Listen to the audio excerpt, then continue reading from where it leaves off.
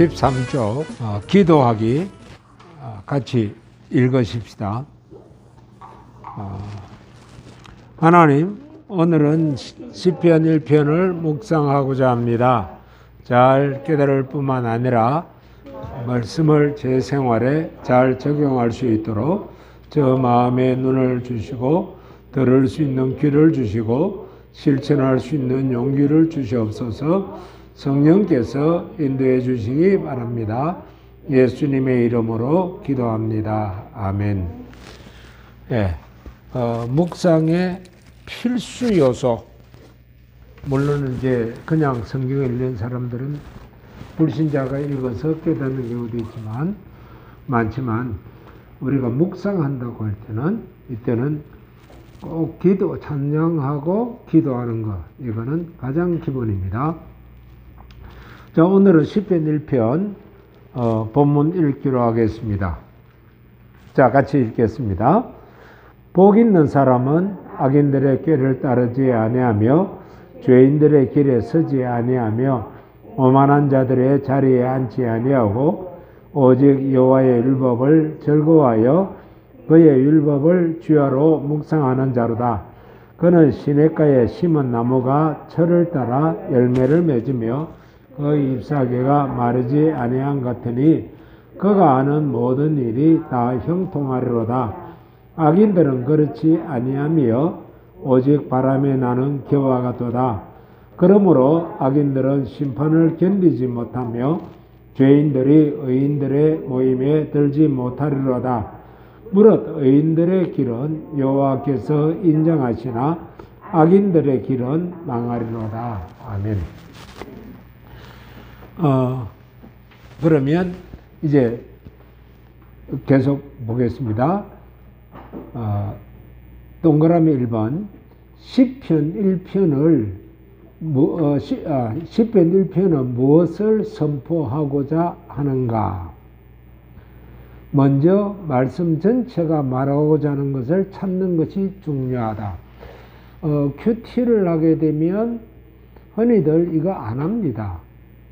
안 하고 그냥 읽으면서 나한테 참 좋다, 은혜가 된다 하는 생각이 드는 성경구절이나 단어들을 선택하는데요. 그거는 아주 위험합니다. 이유는 저번 시간에 제가 어렵게 설명한 것이 여러 개가 있는데 이제 두고두고 제가 그걸 이제 말씀을 하게 됩니다. 첫 번째가 연역법 사고를 하라는 겁니다. 어려운 말 아닙니다. 이제 그때는 귀납법 때문에 어려웠는데 연역법 사고다. 요거는 무슨 말인가 하면요, 명령이다 그 말이에요. 이미 정해진 거예요. 그걸 내가 고치면 안 되는 거예요. 하나님의 말씀은 이미 정해졌어요.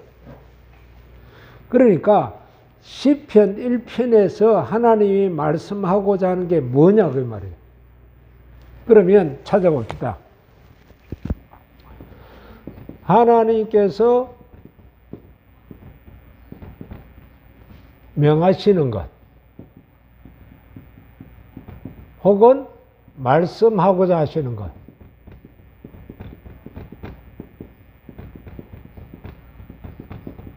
이것 먼저 찾아야 돼요. 내가 딴 건 못 느꼈더라도, 내가 그걸 깨닫지 못하더라도 괜찮아요. 그런데 성경 본문을 오해하거나 내 것으로서 돌려치면 안 돼요. 그거는 정말 잘못된 거예요. 그러니까 성경을 읽으면서 하나님의 말씀하고자 하는 게 뭐예요? 이제 시편 1편을 읽었는데 뭡니까? 악인의 꾀를 따르지 말라.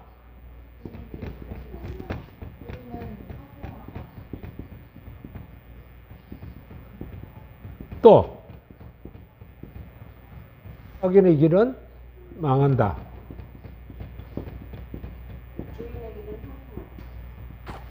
자, 다른 분은요?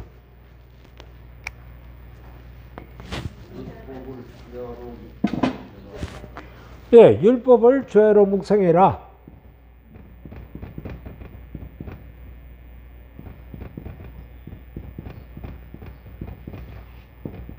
묵상해라. 큰 이 시편 1편을 그냥 크게 탁 뭐라고 정의한다면 또 뭐 다른 말씀 할 수 있나요?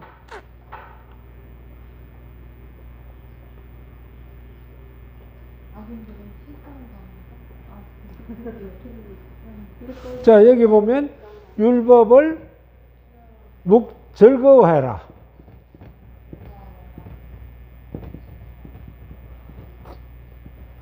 자, 그러면 이렇게 하면, 이렇게 하면 어떤 결과가 나옵니까? 결과는 뭐예요? 하나님의 명령에 따르면 그 결과는 뭐라고 그랬어요? 네, 형통. 너가 형통할 거다.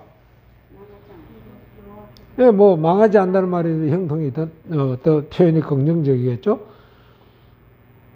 그러면 내가 묵상을 하든 안 하든 상관없이요. 하나님의 말씀은 내가 바로 깨달은 거예요.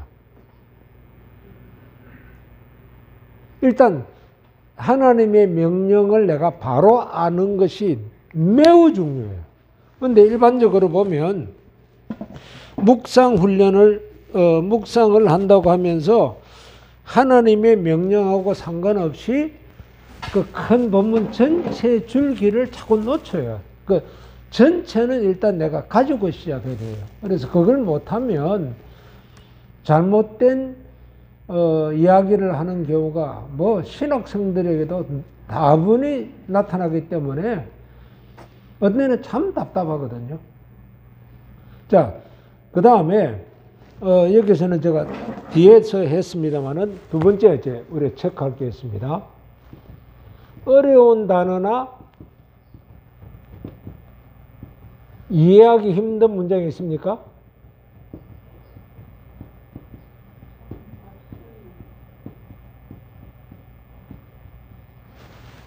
이걸 이제 찾아보세요. 어려운 단어나 이해하기 힘든 문장.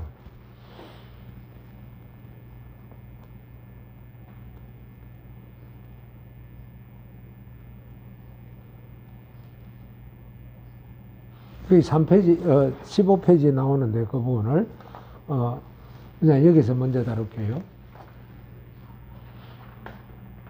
여기 다 아는 단어들이죠? 근데 사실은 아니에요. 아는 단어가 하나 있는데 조금, 다시 생각해 볼 단어가 있어요. 복이란 단어예요. 복. 복 있는 자는 이렇게 했는데, 원어에는 복들입니다. 근데 우리가 복들이란 말을 잘 안 쓰니까 그냥 번역에서는 복으로 번역한 겁니다. 그거 하나 있고, 두 번째로는 뭐가 있죠? 묵상이란 단어입니다. 네. 묵상하면 뭐죠? 눈 지그시 감고 생각하는 척 하다가 자는 거. 근데 그게 아니고 엎조리는 것. 소리를 내어 가볍게 말하는 겁니다. 우리나라 도서관은 조용해야 되고 유대인들의 도서관은 시끄러워서 못 견뎌요. 얼마나 시끄럽게 떠드는지 정말로 시끄럽습니다. 엎조리는 것. 그건 뭔가 하면 말씀을 깨달을 때까지 말하는 겁니다. 반복해서 암송한다 할 정도로 말하는 것을 엎조린다 이렇게 이야기합니다. 자, 그러면 지금 다시 1절부터 6절까지를 보는데 어떤 성경 구절이 나에게 탁 이렇게 와닿습니까? 뭐 단어도 되고요. 일단 우리가 그 본문의 대의라 그러죠. 전체의 뜻을 알았으니까 이제는 나에게 어떤 말씀이 탁 와닿습니까? 예. 악인들의 꾀를 따르지 아니한다. 이 마음의 울림을 주는 건 다 다를 수 있어요. 그런데 이 전체를 이해하고 그것이 내 것이 되면 빗나가질 않거든요. 이제 그거 가지고 묵상을 하는 거예요. 그거 가지고 하나님의 은혜를 찾아보려고 하는 거예요. 그러면 묵상에서 제일 어려운 게 뭘까요? 우리가 뭐 큐티 한다든지 뭐 큐티 한다 그러는데 제일 어려운 게 큐티에서 제일 어려운 거 적용이에요. 그럼 이제 이걸 적용을 해봐야 돼요. 근데 저번 시간에 제가 또 어려운 이야기를 하나 했죠. 소위 영성이란 단어를 제가 이야기했고 그 다음에 경건이란 단어를 이야기했어요.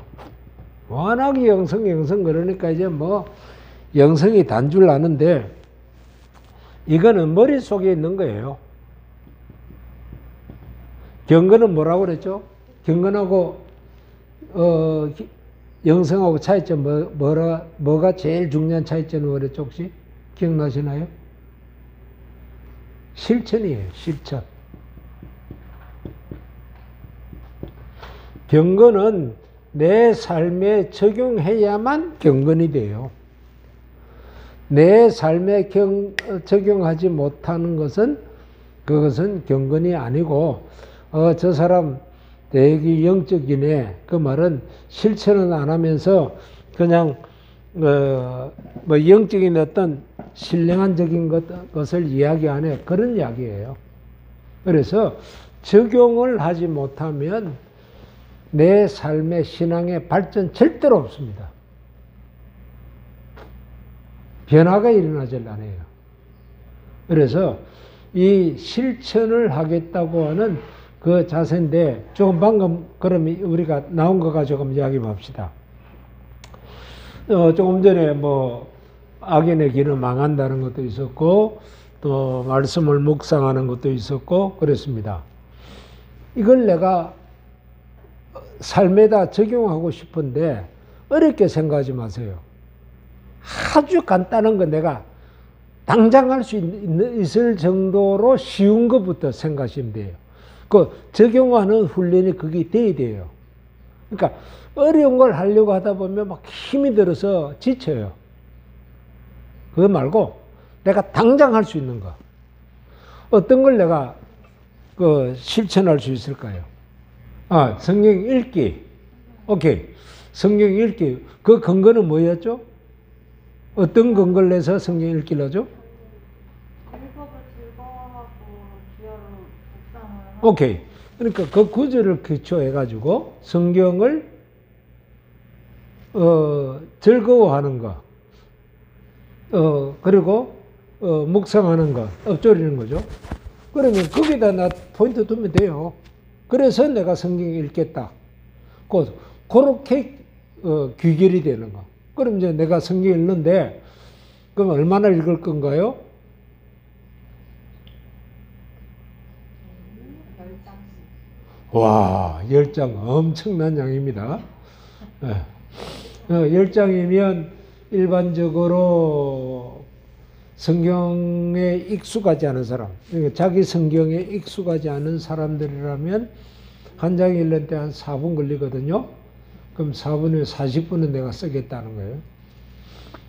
상당한 시간이죠. 이제 그러다 보면 무리할 수 있습니다.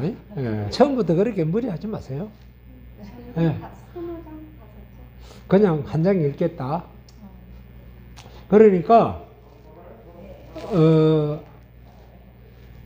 중요한 것은 맨 먼저 신앙생활을 할 때 무리수를 띄는 건 안 돼요. 무리수를 뜨지 마세요. 중요한 것은 그 즐거움 속에서 진행되도록 해 주셔야 돼요. 무리하게 하게 되면 지쳐버려요. 그리고 이제 뭐 한 주만에 장세기 끝내겠다는 건데 그러면 6일 동안 7, 42 하루에 8장은 읽어야 되거든. 엄청난 양이에요. 차라리 그러려면 녹음기 틀어놓고 듣는 게 빨라요. 그러면 좀 덜 부담스러워요. 그 대신 이제 집중력은 떨어지죠. 그런 식으로 너무 부담 갖지 마시고 성경 말씀 한 장이라도 제대로 묵상하면요 50장 다 읽은 만큼 효과가 나요. 그래서 적용이라는 게 무지무지 중요해요. 네. 자, 그러면 이 적용을 할 때에 지금 뭘 당장 적용할 수 있을까요? 아주 간단한 걸 하자고요. 지금 이렇게 하루에 10장씩 읽겠다 그러면 제가 지금 부담이 오버래요. 그냥 간단한 거. 많이 읽는다고 내가 많이 기억하는 거 아니에요. 그런데 제일 중요한 거는 읽고 기억하고 생활화하는 데까지가 필요한 거거든요. 그러면 한 장도 괜찮다는 거예요. 제가 지금 시편 1편 잡은 게 짧기 때문에 한 거거든요. 짧고 너무 단순하고 간단하다고 해서 시편 1편을 잡은 건데, 자, 이거 지금 어떻게 실천할까요? 그것도 좋은 거예요. 거짓말하지 않기. 오케이. 참 어려운 거죠. 거짓말 안 하기가. 근데 이제 여기서는 화이트 거짓말도 안 돼요. 예. 그것도 지금 들어가는 거예요. 또, 오케이. 그런 것도, 그러면 남의 말을 안 듣기라거나, 안 들을 수는 없잖아. 악인의 길에 서지 아니하며 그랬거든. 거기에 방어장치를 이제 만들어야죠. 찾아야죠. 그게 뭔가 하면 말씀과 기도거든요. 아니면 때에 따라서 내 의논의 대상을 누구로 정한다. 뭐 남편이 당장 들어가야 되겠죠. 그럼 남편의 의견을 앞으로 따르겠다. 그런 어떤 그 실천 사항을 만들어내는 거예요. 그 실천 사항을 못 만들면 신앙의 성장이 안 나와요. 설교를 실천해 달라고 부탁하는 건데 그게 개개인에 갈 수 없잖아. 그래서 이제 개인적 큐티를 갖는 거예요. 또요. 저 같은 경우는 항상 이렇게 손님을 상대를 하니까 손님한테 항상 이렇게 친절이 몸에 배어 있어야 되잖아요. 예. 전에는 제가 그 친절이 나를 위한 친절이라고 생각을 했거든요. 그런데 계속 이렇게 신앙생활하고 성경 읽고 이러다 보니까 내가 손님들한테 예수님의 모습을 조금이라도 보여줬으면 좋겠다 이런 마음이 점점 커지는 것 같아요. 아주 사소한 것부터 출발하세요. 큰 것부터 하면 부담스러워서 못해요. 아주 사소한 것부터. 그 외에도 그냥 나 이제는 성경 말씀을 엎조리겠다. 그거예요 그냥. 그럼 어떻게 엎조리면 되죠? 시편 1편 다 엎조릴까요?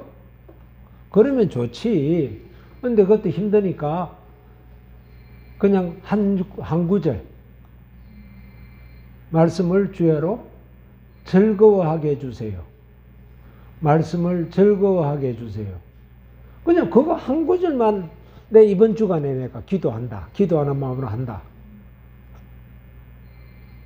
그러면 돼요. 그러니까 어려운 것을 너무 처음부터 시도하지 마시고 당장 내가 할 수 있는 거. 나는 이제부터 하는 일은 여호와께서 인정하시는 일을 내가 하겠다. 그런 간단한 거. 아니면 조금 전에 말씀드린 것처럼 기도하면서 모든 결정은 기도한 다음에 하겠다. 그게 사실 좀 쉬운 건 아닙니다만은 그러한 생각들을 하는 것이 이제 우리가 실제로 하는 것. 그 외에도 교회에서는 강제적으로 이야기하는 게 있죠. 십계명 외워라. 네, 이제 말씀 외우겠다. 우리 교회는 그 말씀 외우는 운동이 비교적 잘 돼 있는 것 같아요. 열심히들 하고 있어요. 그래서 그런 것들이 있으면 좋겠습니다. 자, 두 번째로는 다음 페이지입니다. 14페이지. 성경을 묵상하는 방법 중에 또 하나의 방법이 있습니다. 이거는 똑같습니다. 언제나 연역법으로 그 본문이 말하고자 하는 것이 무언가를 반드시 이건 주지해야 됩니다. 찾아내시고 그 다음에 하는 건데, 하나님은 어떤 분이신가라는 것을 찾는 거예요. 하나님은 어떤 분이신가? 그러면 지금 우리 읽은 시편 1편에서 하나님은 어떤 분이라고 이야기하고 있죠? 하나님은 누구신가?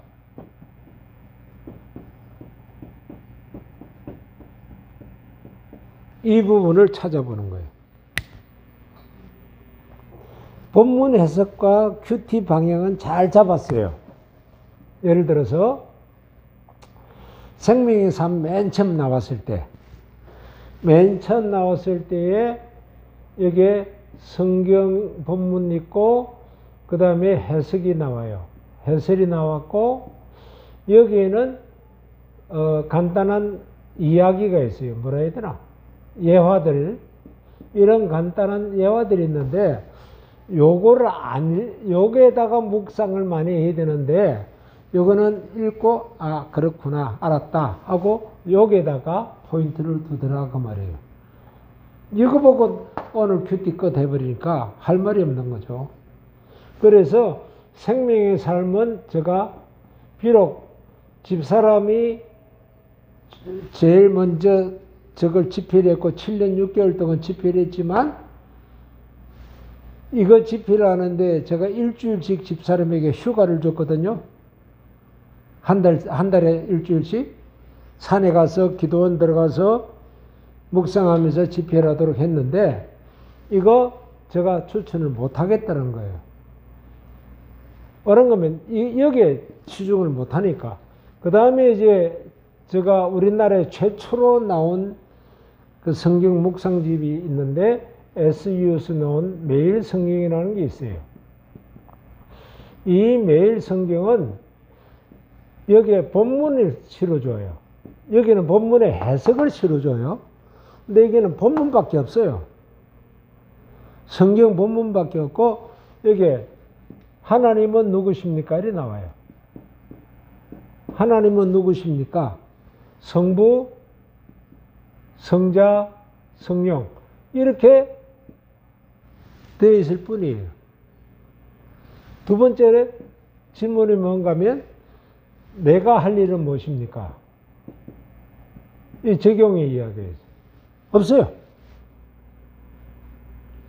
요걸 하는 사람이 30만 명, 지금 한 36만 명 돼요. 지금 우리나라에서. 요것도 한 30만 명에서 35만 사이에요. 그러니까 상당히 많이 나가죠. 70만 부가 이 두 회사에서 70만 부가 나가니까요. 그런데 여기에서도 한계점이 나와요. 그 한계점이 뭔가 하면 지나치게 성부, 성자, 성령을 찾아라는 거예요. 지나치게 성부, 성자, 성령인데 안 보이는 데는 억지로 또 이게 쓸 수 있는 가능성이 있어요. 그래서 이런 것들을 저 나름대로 다 조사하고 나름대로 판단한 결과 제일 중요한 거는 그 본문이 말하고자 하는 그 명령은 우리 속에 머릿속에 넣어놔야 된다. 그 다음에 큐티하는 법은 내가 좀 은혜가 되는 부분이 있다. 그럼 그것 가지고 그냥 조금 전에 했잖아요. 그 묵상을 해보는 거예요. 그냥 그렇게 끝나면 돼요. 그 적용까지 나가면 돼요. 그런데 또 하나의 방식은 아주 좋은 방식 중에 하나가 하나님이 누구신가를 찾아보라는 거예요. 없으면 그냥 넘어가세요. 억지하면 안 돼요. 성경은 억지로 풀다가 스스로 망하였다고 베드로후서에서 이야기하고 있어요. 그러니까 억지는 안 돼요.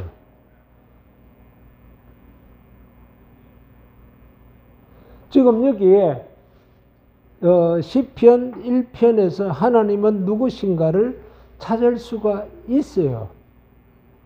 자, 어떤 분이라고 이야기하고 있어요? 악인을 심판하시고 의인을 인정하시고. 그렇죠. 간단하게 악인 심판. 의인은요? 의인 인정도 있고 형통하게 한다고 있고.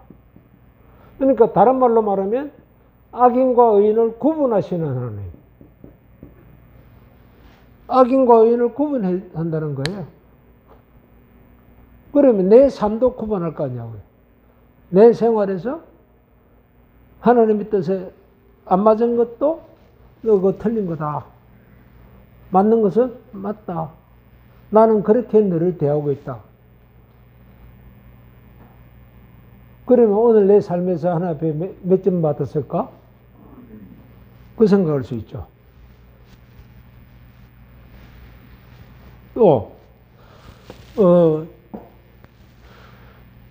또 다른 말로 우리가 하나님께서는 의인에게는 그 냇가에 심긴 나무처럼 해줄 거다. 열매 맺게 해주신 하나님이다. 본문에서 성부든 성자든 성령이든 상관하지 말고 하나님이 누구시다. 그것을 내가 알면 그 다음에는 하나님하고 나관계가 형성될 거 아니에요. 그게 적용으로 이제 나가게 되죠. 그러면 그분하고 하나님이 이런 분인 걸 내가 이제 객관적으로 정리가 됐어요. 객관적으로 정리가 됐는데 나하고 하나님 관계는 그다음 어떻게 돼요? 이제 그게 적용이거든요. 나하고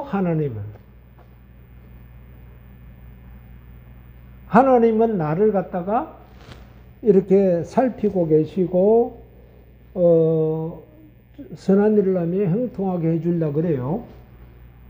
근데 나는 하나님께 대해서 어떤 인식을 갖고 살았어요? 이거는 객관적인, 지금 나눈 거는, 이거는 객관적인 거예요. 이 객관적인 것이 나와의 어떤 관계 속에서 이루어질 건가 하는 거예요.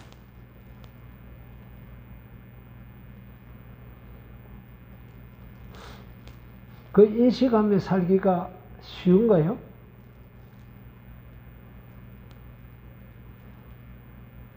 나하고 하나님하고 그 관계가 인식되면서 좀 됐던가요? 뭐 바쁠 때는 더 안 되고.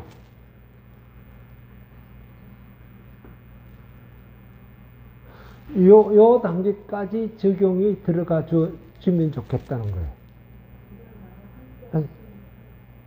이게 참 어려워요. 그러니까 우리 기독교인들은 듣는 것은 굉장히 익숙되어 있어요. 어떤 때는 와 저런 정도까지 깊이 들어가 있나 정도까지인데 우리는 실천을 못하는 이유는 그게 나한테 적용하는 훈련이 안 돼 있다는 거거든요. 큐티의 가장 중요한 것, 경건의 훈련에서 가장 중요한 건 적용이에요. 그 적용 단계까지 넘어가 줘야 돼요. 근데 이게 쉬운 게 아니기 때문에 아까부터 말씀드렸지만 아주 간단한 것부터 시작하세요. 무조건 아주 간단한 것부터. 내가 너무 힘들지 않도록 그렇게 하는 게 중요합니다. 자, 세 번째로 이제 한번 넘어가 봅시다. 성경 본문 중에 한두 절만으로 중점적으로 묵상할 수가 있어요, 이제는. 그러니까 묵상의 이제 세 번째 방법입니다. 묵상을 하는 세 번째 방법은 이번에는 한두 구절이에요. 그러나 여기도 마찬가지고 한두 구절로는 마찬가지인데 반드시 성경의 명령은 인식하고 있어야 돼요. 그러니까 이걸 다른 말로 말하면 본문에 이렇게 있는데 전후 문맥을 생각하지 안 하고 이것만 딱 떼내면 곤란해요. 그거는 위험성이 다분히 있습니다. 그래서 항상 할 때는 성경을 묵상하든 읽든 상관없이 이 부분은 반드시 기본입니다. 반드시 기본입니다. 그리고 난 뒤에는 이 방법을 쓰든지 이 방법을 쓰든지 아무 방법을 써도 상관없어요. 왜냐하면 하면 그 테두리 안에서 놀기 때문에 실족하지 않습니다. 자, 그래서 오늘 성경 본문 중에서 나는 조금 전에 형통이라는 단어도 나고 있는데 나는 이게 대해서 조금 더 묵상하고 싶다. 엎조리고 싶다. 그러면 어떤 구절이나 단어를 택하시겠느냐 그 말이에요. 악인의 꾀를 따르지 않겠다. 예. 그거 가지고 묵상을 냈다 합시다. 그러면 조금 더 구체적으로 나는 이걸 갖다가 과거적으로 묵상할 수도 있고요. 현재적으로도 할 수 있고요. 미래적으로도 할 수 있어요. 그럼 과거적으로 한다면 어떻게 할까요? 내가 누구 꾀를 따랐구나. 아이고, 이게 잘못했다. 하나님, 그 꾀를 따른 것이 있던 건 사실이라는 게 있죠. 사실, 팩트라고 그러죠. 사실이 있어요. 그 다음에 그걸 나에게 적용한다면 반드시 회개가 우선이 돼야 되죠. 하나님, 나 이거 잘못했습니다. 회개하고. 그것까지는 과거적 사실이에요. 근데 현재적으로 나가게 되면 이제는 이런 일은 안 하겠습니다. 그럼 적용이 된 거예요. 요 단계까지 나가주면 돼요. 또요. 5절. 한번 읽어보세요, 여러분. 그러므로 악인이 심판을 견디지 못하며 죄인이 의인의 해중에 드지 못하리로다. 예. 그럼 과거에는 나는 이제 그걸 나에게 적용한다 합시다. 그걸 과거의 내용을 혼자 사는 거니까 하나님 나 전에 이렇게 했는데 하나님 이거 잘못했습니다. 그거까지도 적용이라는 거예요. 그 다음에 이제 앞으로 나는 이렇게 어려움이 있을 수도 있는데 그 어려움에 대해서 하나님이 인도하는 대로 앞으로 하겠으니까 가르쳐 주세요. 그 기도까지 한다면 어떻게 되죠? 미래사가 되는 거죠. 네. 그 실제로 그렇게 적용해버려야 돼. 그 적용까지 가야 믿음이 성장하거든요. 자, 그러면 여기에 제가 하나 여쭤볼게요. 형통이라는 단어가 어떤 의미일까요? 한번 예를 들어볼까요? 창세기 39장 23절 39장 23절 같이 있습니다. 간수장은 그의 손에 맡긴 것을 무엇이든지 살펴보지 아니하였으니 이는 여호와께서 요셉과 함께 하심이라 여호와께서 그를 범사에 형통하게 하셨더라. 지금 요셉이 어디 있죠? 저 왕의 감옥에 있어요. 네, 바로 왕의 감옥에 있어요. 근데 거기 형통입니까? 범사에 형통해야 되는데 요셉이 형통했다고 스스로 생각할 수 있을까요? 아니, 요셉은 느꼈어요. 왜요? 옥중에서도 아주 평안했어요. 열정적으로 옥중 일을 했기 때문에 그 감옥장이 요셉에게 다 맡겨버렸거든.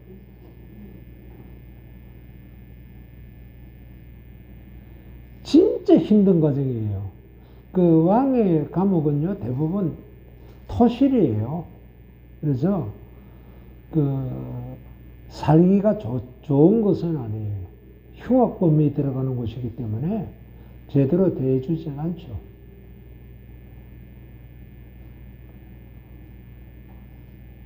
이제 거꾸로 얘기합시다. 만일에 이 왕실 감옥에 안 들어갔으면 총리 대신이 될 수 있었을까요? 없을까요? 근데 이 감옥에 들어감으로 인해서 술 맡은 장관을 만났고, 술 맡은 장관이 잊어버리게 됐고, 또 왕은 꿈을 2번씩이나 꿨고, 그 바람에 해몽할 자가 안 나타났어요. 그 해몽자가 없으니까 할 수 없이 요셉이 나타났거든요. 그러니까 술 맡은 장관이 아마 요셉이 이 왕실 감옥에 없었더라면 만나기 어려웠을 것이고, 그러면 총리 대신 되기도 더 어려운 상황이 되겠죠. 근데 하나님께서 예비하신 거라면 뭐 다른 감옥에 집어넣고 다른 감옥, 요셉이 있는 감옥에 들어올 수도 있었겠죠. 이런 과정 속에서 볼 때에 형통이란 단어가 고난이 없어야 되는 게 형통입니까? 고난이 있는 것도 형통입니까? 예, 이제 이 단어 하나 갖고도 내가 얼마든지 묵상할 수 있어요. 자, 우리 아침 첫 시간에도 이 문제가 이제 제기가 됐는데, 그 형통이라는 의미는 우리가 세상적으로 알고 있는 형통의 개념이 너무 강해요. 하나님이 우리에게 말하는 형통의 개념하고 세상의 개념하고는 너무 차가 나요. 자, 한번 보겠습니다. 출애굽할 때에는 형통한 거죠. 노예 생활에서 벗어나니까요. 그래서 가나안 땅으로 간다니까 너무 신나잖아요. 젖과 꿀이 흐르는 땅이니까. 그런데 그 길이 광야에서 뱅뱅뱅뱅 돌다가 가나안 땅 들어갔어요. 요게 11일, 열 하루길이면 가는 길이에요. 그런데 하나님의 계획은 며칠이었죠? 하나님은 며칠 만에 출애굽시켜서 가나안 땅에 넣기로 계획을 잡으셨죠? 1년이에요. 1년. 그 중에 이 애굽 땅, 가나안 땅으로 가는 게 아니라 거꾸로 뒤로 돌아갔어요. 뒤로 돌아가서 시내산에 갔어요. 거꾸로 갔어요. 시내산 갔다가 다시 가나안 땅으로 들어올 접경까지 왔죠. 가데스 바네아까지 왔죠. 그런데 이제 믿음이 없으니까 다시 뺑뺑이 돌려서 가나안 땅에 넣었다고요. 그러면 1년 코스만 잡아도 여기에 시내산이라는 여기서 율법을 주신 거예요. 이게 중요한 거예요. 율법을 주신 거예요. 그러면 이 길이 이런 40년 이 광야 생활 빼버리고 아주 순탄하게 왔다 합시다. 순탄하게 왔다면 아무리 순탄해도 이 고비는 지나가야 되죠. 시내산 고비는 지나가야 되죠. 이거 괴로운 길이에요. 아주 편안한 길이에요. 괴로운 길이죠. 그런데 이 괴로운 길이 순탄한 길이에요. 이대로만 살았으면 이 고생 안 하니까 38년간 추가 고생 안 하니까요. 그래서 형통이라는 단어는 하나님의 법을 내 삶에 생활화 시키는 그 훈련 과정이 필요해요. 그래서 제가 이런 말 표현도 했는데, A라는 지역에서 B라는 지역을 가야 되는데 산이 있다. 이 산을 안 넘고 갈 수 있는 방법은 하나도 없다. 그러면 이 산을 넘을 수 있는 힘이 있다는 게 뭐예요? 이게 형통이죠. 이 고난의 길은 반드시 거쳐야죠. 좀 다른 말로 말하면요. 우리 최영원 선생님이 당수도 사범이신데, 사범 정도가 넘죠. 7단이니까. 그런데 이 당수도 하는데 훈련이라고 하는 이 훈련이라는 과정을 안 거치고 7단이란 단을 딸 수 있나요? 반드시 훈련이라고 하는 어려운 시기가 있어요. 이 시기는 어쩔 수가 없어요. 그런데 이 시기를 잘 겪는 것을 뭐라고 그래요? 형통하게 가고 있다라고 이야기하는 거예요. 우리가 형통하다는 개념이 세상적인 개념이 좀 있어가지고 저런 실수를 범합니다. 하나님께서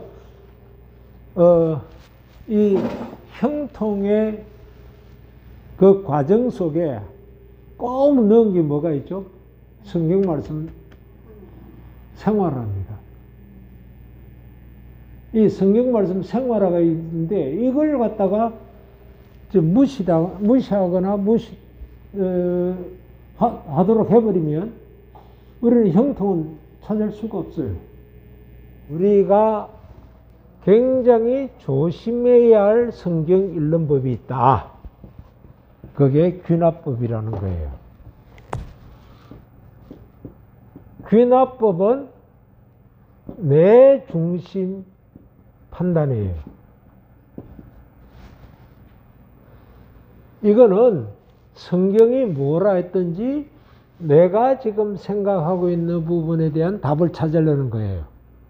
그러나 연역법은 그게 아니에요. 그 성경의 본문이 말하고자 하는 그 명령, 그 주체가, 그 내용이 뭐냐, 그걸 보는 거예요. 그 차이에서 성경에 대한 이해도가 많이 달라져요. 자, 예를 들겠습니다. 물론 이제 이거는 인간의 그 방법이 들어갔습니다만은 노아 방주가 나옵니다. 자, 노아 방주가 300규빗에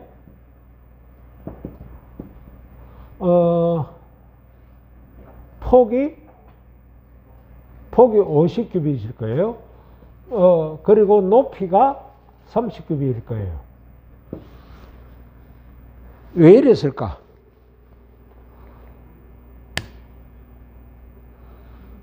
그것만 따지면 6장에 나와요. 예. 이것만 따지면 내가 지금 하나님의 명령보다도 내 생각에 집중이 된 거예요. 나중에 이게 이제 긍정적으로 발견됐어요. 우리나라에서 실제로 실험한 겁니다.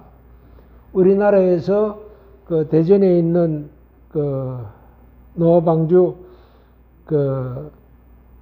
그러니까 창조과학회 거기에서 노아방주에 대한 안전성 실험을 의뢰했어요. 가이스트에 있을 때 아마 그거 의뢰를 해서 실험을 다 끝냈는데 이 길이보다 길어도 노아방주는 깨지고 이 길이보다 적으면 불안전해지고 그래서 이 구조, 이 비율입니다. 이 비율 구조가 최고의 안전이다. 최고 안전하다는 게 증명이 됐습니다.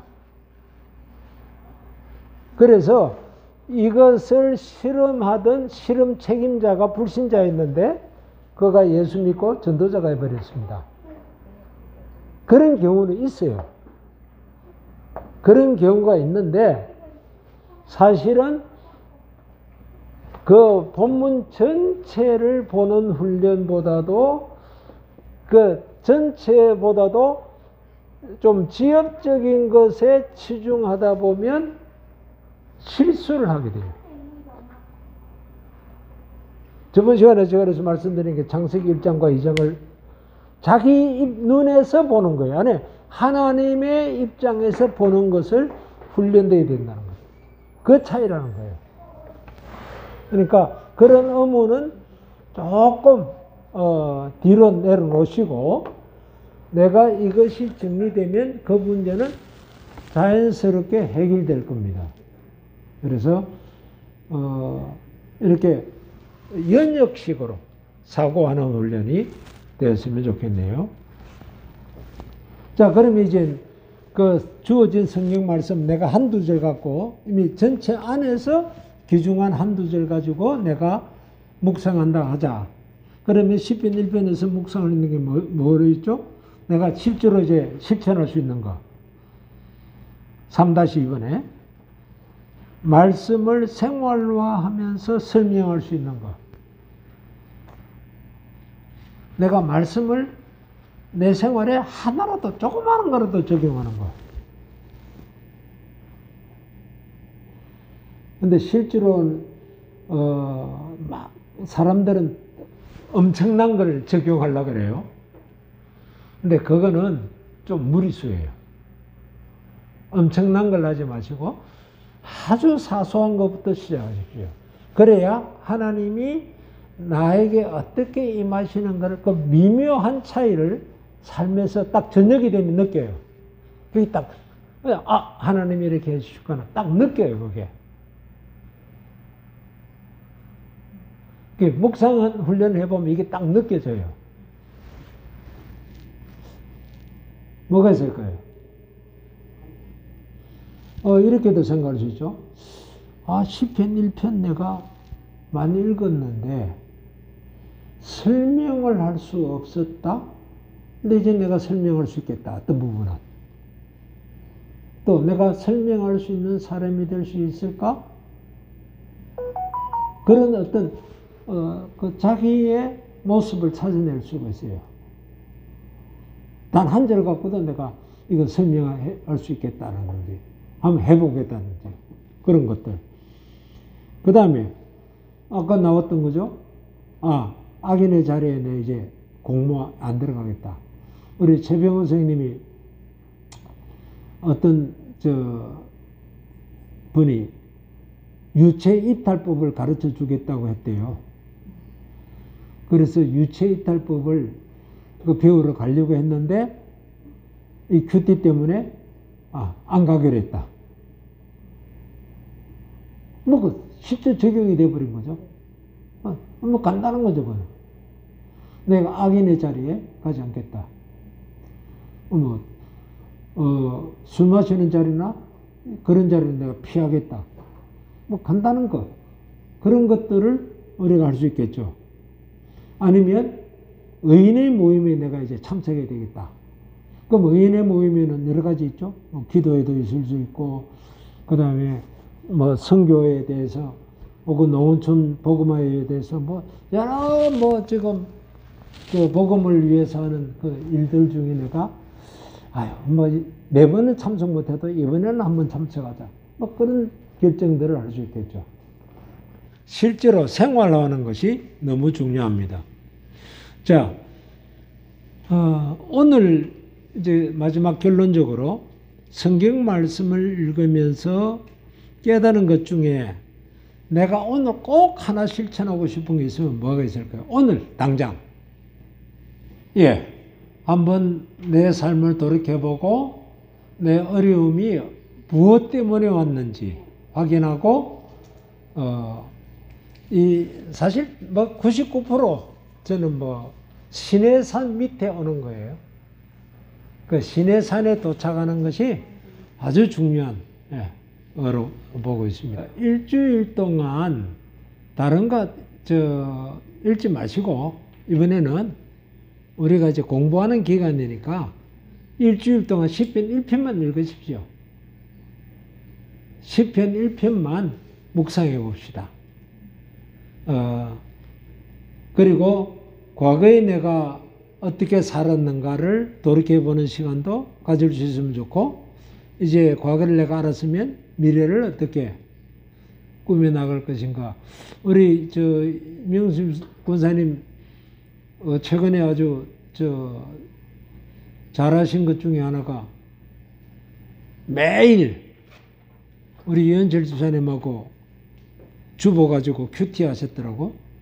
아침 예배 꼭꼭 들으셨어요? 아주 잘한 거죠. 근데 그전에는 못한 것이지만 했다.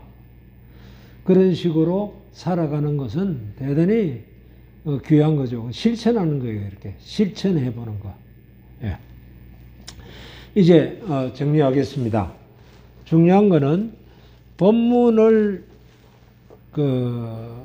내가 일단 머릿속에 집어넣는 것. 그래서 우리 나이가 되면 우리 재경수 집사님하고 우리 이민지 집사님 빼고 우리 나이가 되면 조금 어려워요. 암기하기가 조금 어려워요. 이름도 생각이 안 나. 미치겠어요, 요즘. 그러니까 1절부터 6절 다 외울 거 못하니까 한두 절 내가 오늘 말씀하신 대로 우리 박건사님은 1절이라고 하셨는데 그런 식으로 한 절 내지 두 절을 꾸준히 묵상하시고 엎조리는 거, 그걸 아침, 점심, 저녁이든지 엎조리는 거. 그 다음에 과거에 내가 잘못한 것이 있는지, 그 과거에 잘못한 것은 반드시 잘못했다고만 생각하고 지나가면 안 됩니다. 반드시 회개하고 지나가셔야 됩니다. 회개 기도 없는 과거 잘못 인정은 인정이 안 됩니다. 반드시 회개가 동반되어야 됩니다. 그래서 한 주간 동안 그렇게 지낼 수 있으면 좋겠습니다. 이제 6번 종결 기도로 들어갑니다. 같이 한번 읽어보겠습니다. 하나님, 오늘 말씀 묵상에서 깨달은 것은 과로입니다. 자, 과로가 뭘까요? 예, 복 있는 사람입니다. 또 우리 말씀을 실천한 것입니다. 또 각자가 하나씩 좀 넣어보세요. 율법을 즐거워하는 것입니다. 예. 예, 죄인의 모임에 안 들겠습니다. 예. 그리고 이제 계속 읽겠습니다. 이것을 성령님의 힘으로 실천하고 싶습니다. 은혜를 힘입어 어려운 상황이 닥친다고 해도 실천할 수 있는 용기와 믿음을 주시옵소서. 예수님 이름으로 기도합나이다. 아멘. 예. 오늘 다시 또 강조합니다. 영성은 깨달은 것까지만입니다. 그러나 성경은 영성을 말하는 것이 아니라 뭘 말한다고요? 경건입니다. 경건은 무엇을 요구한다고요? 실천입니다. 그래서 아무리 적은 거라도 좋으니까 한 주간을 실천하고 지나가는 겁니다. 그러면 다음 시간이 또 은혜 시간이 될 수 있을 겁니다.